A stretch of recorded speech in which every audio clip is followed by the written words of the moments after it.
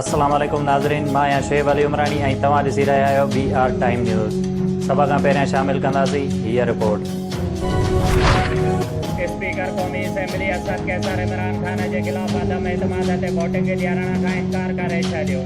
Opposition ज़रियनि मूजिबि असद कैसर जो चवणु हुयो त उनखे जेका बि सज़ा मिले उहो तयारु आहे, पर इमरान खान सां बेवफ़ाई नथो करे सघे तो हिन अदालत लॻे या न हल करार ॾिनो वञे, नतीजा भोगण लाइ तयारु आहे।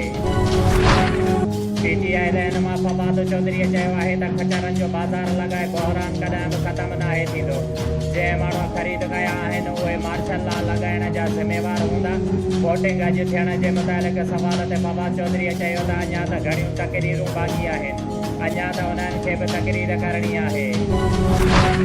क़ौमी असेंबलीअ में इमरान खान जे ख़िलाफ़ तहरीक अदम एतमाद ते वोटिंग अॼु थींदी या न, सभिनी खे इंतज़ारु। सुबुह 10:30 वॻे शुरू थींदड़ क़ौमी असेंबली इजलास इफ़्तार खां पोइ बि अदम एतमाद जी ॻणप ताईं न पहुची सघियो।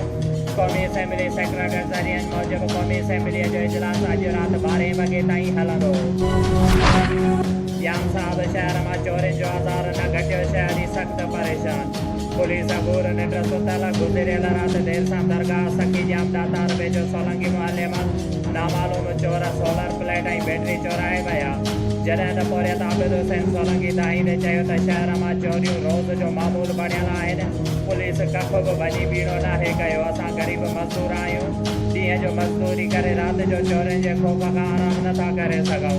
गुज़िरियल राति देर सां नामालूम चोर मुंहिंजे घर में दाख़िल थी सोलर प्लेट ऐं बैटरी चोराए विया आहिनि। जाम साहब पुलिस को बि तहफ़ुज़ नथी करे।